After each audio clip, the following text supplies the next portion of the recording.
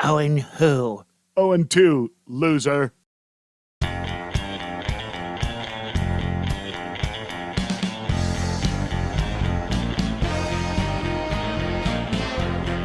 So will the Democrats try to keep impeachment rolling with censure? After all, they've lost again. But there was some rumbling that they were not through yet, that they were going to censure Donald Trump and thus create some type of whatever it is so that he can't ever run for anything again. Yeah, fat chance, nice try. This is beyond over. Lindsey Graham has basically said that when the Republicans retake the House in 2022, Kamala Harris up for impeachment, and she should be. You got her sister making deals in her name and cashing in, and who knows what else is going on besides the things that we already know, like Kamala. If you're going to make this big to-do over Donald Trump incited a riot, which he certainly did not, what about you operating a fund all summer long to bail out all of the looters and actual rioters across this nation who were burning cities to the ground? I would say that you were egging on and encouraging real insurrection. Have you figured out that the Democrats are really good at projection? In other words, what they do is they accuse their Republican opponents of what it is that they actually do. The whole division, mean-spiritedness, hatred, the real racism, the real homophobic behavior is not on the part of the right, it's on the part of the left. And then they try to project it back onto the right because, after all, they're just accusing us of what it is that they think we do because they're the ones that are actually corrupt and do it. It's really an interesting psychoanalysis case that we have going on with these delusional Democrats. But the impeachment of Donald Trump has mercifully ended, and just in time for Nancy Botox Pelosi not to answer questions about why did she give the order for the National Guard to stand down on January 6th when there were some concerns, apparently ahead of time, that something might happen at the Capitol. And Nancy said no. No security. Kind of like when, it's escaping me now, because after all, what difference does it make that Hillary Rotham Clinton, then Secretary of State under Barack Obama, decided not to beef up our security on the anniversary of 9/11 in hotspot embassies, but rather not only downscale our security so that we looked friendly to the Taliban, but then to actually order stand-down orders when we were under attack. But hey, what difference does it make? And Nancy Botox Pelosi, this is starting to smell like that this so-called riot, this so-called insurrection, which I have said before, if you watch the video, this is the most chill insurrection you've ever seen. The big Chewbacca guy with the helmet with the horns, I mean, he's laughing and talking with a Capitol police officer as he walks into the building. He walks up onto the podium where Nancy Pelosi stands as Speaker of the House, and the police officer says, this is kind of a sacred chamber, and you really don't belong up there. You need to come down. And he's like, okay. And down he came. They didn't set fire to anything. They didn't destroy anything. So the stuff that was broken, the injuries that were caused, the pipe bombs that were found, the death that did happen, were there people in the political establishment that helped concoct all this and knew about it aforehand and therefore downgraded the security because they really wanted this thing to be even visually worse than it was? Yeah, I'm thinking that. And I know you're thinking it too. And we're thinking the right thing.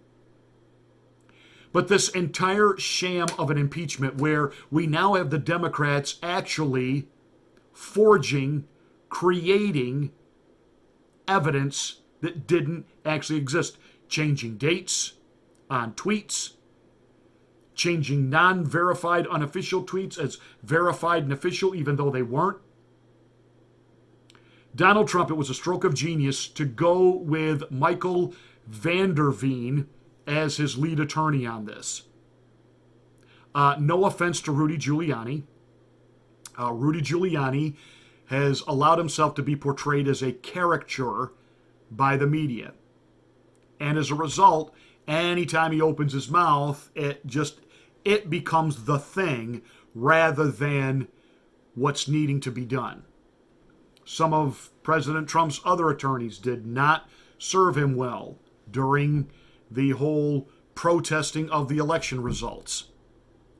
But Michael van der Veen is just kind of your, forgive me for saying it this way, just kind of your typical, dry, decent kind of guy who believes very much in the law and doing a good job. He's not Mr. Personality. He follows the law. He expects other people to do the same. And when he's conducting an official proceeding, he expects that the people that are actually acting as the jurors and the jurist, the judge, do this properly and professionally. So when they threatened on Saturday to start calling witnesses, he said, fine, I'll call 100 witnesses and we'll depose them all at my office in Philadelphia. And the Senate laughed. And he said, what are you laughing at? That's the way it's done. See, you people know nothing about the process. You've manufactured evidence. When they tried to connect that just basically Donald Trump saying, let's fight, that was a call to insurrection, and he masterfully put together a montage of Democrats saying, fight, and fight like hell. To which that was mocked by CNN and PMSNBC, like, oh, this is what Rush Limbaugh and Hannity and all those conservative guys on YouTube do, these montages. Well, these montages are actual Democrats in their own words, their own rhetoric. See, you don't like it when we deal with facts. Well, Michael van der Veen gave an interview to CBSN, and that reporterette got a lot more than I think she bargained for. Let's follow up with a point that you're making right now about the House managers, as you say, doctoring evidence, and the argument. They didn't deny for our viewers. They didn't deny it. I put it in front of them 3 times. To be clear for our viewers, what you're talking about now is a check mark. That's a verification on Twitter that did not exist on that particular tweet. A 2020 that should have actually read 2021, and the selective editing, you say, of the tapes. Is that the doctored evidence of what you're speaking? That's not enough for you? That's not enough for you? Wait, no, sir, no.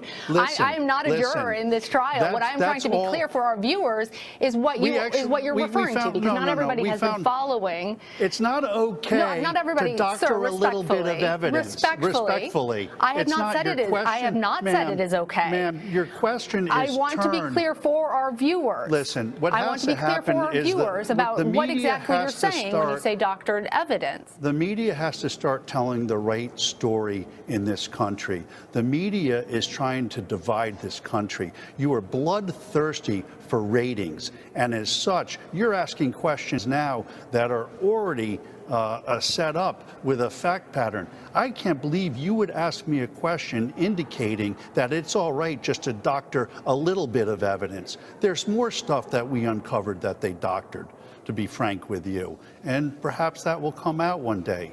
But we won this case, and I'm not a sore loser, but what happened, or a sore winner, I should say, but what should happen is somebody should look at the conduct of these House managers. It's unconscionable, aside from all of the due process violations that my client had. And the media should be looking at a square, straight way. The straight way. When I watch the news, I watch one station and it's raining. I watch another station at the same time and it's sunny. Your coverage is so slanted, it's got to stop. Oh!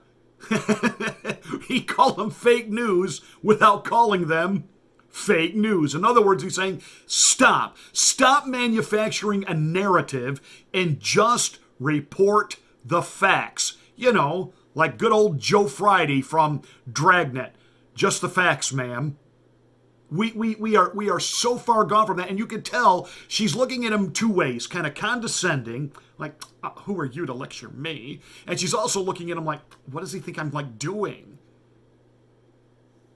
These reporterettes, which are really nothing more than teleprompter readers now, they're really not journalistic reporters in the sense of knowing how to do real investigation. They just kind of roll out of these schools now, and they're just actors playing a part and reading a script. Whatever the front office producers say, this is the news and this is what you say, that's what they do. This isn't exactly Walter Cronkite anymore. So then he really zeroes in that, do you understand that you are glossing over the manufacturing of evidence? What I'm telling you is that they doctored evidence. And I believe your question says, well, it's only a Twitter check and changing a year of a date here. They switched the date of a Twitter a year to try to connect it to this case. That's not a small thing, ma'am. The other thing they did is they put a check mark on something to make it look like it was a validated account when it wasn't. And when they were caught, they didn't say anything about it. They didn't even try to come up with an excuse about it. And that's not the way our prosecutors or our government officials should be conducting themselves. The media shouldn't be letting them get away with it either.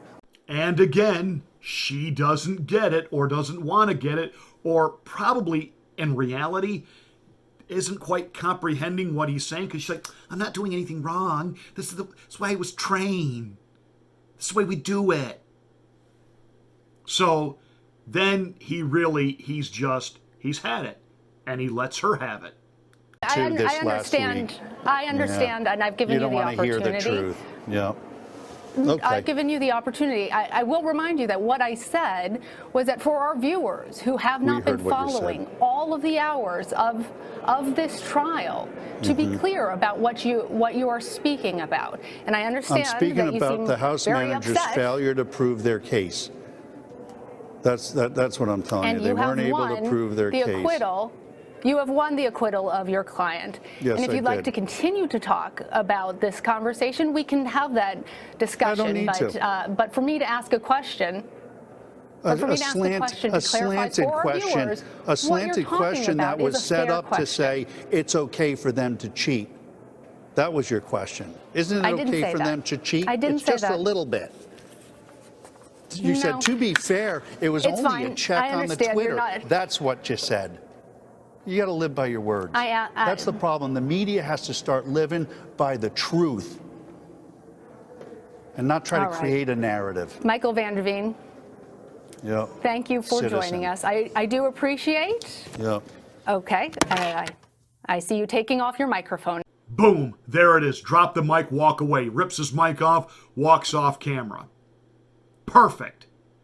And you can tell that this guy, again, he's not the celebrity type attorneys that they like to have. He's not the Michael Avenatti that, why, Humpty Dumpty over at CNN, little Brian Stelter, practically had, orgasms every time he got to interview Michael Avenatti and said, you could be president. You have the whole presidential look and sound. And Avenatti's sitting there, yeah, I've been kind of thinking about it, and now he's in prison. Whoa, way to go. Oh, boy, the media was all over when they had Michael Cohen, and he's an attorney for Trump who's going to flip, and he's going to out his boss. And where did Michael Cohen end up? Oh, yeah, prison. Here comes Michael Vanderveen, who could be anybody's dad. You can see him mowing his own lawn, not having a lawn care service do it for him. You see him mowing his own lawn, coaching his son's little league team. and he's just a kind of a straight-laced shooter. If he's your next-door neighbor, you know that if he was outside puttering around his yard, you could just lean over the fence and ask him a legal question, and he'd give you an answer without charging you by the minute. Just a decent, straight shooting kind of what you see is what you get. Conservative, down to earth. Now, he did say, I wish the media could be like NPR and just report the news. Well, NPR has their own way of distortion. NPR, where we whisper the news, because that makes us sound smart.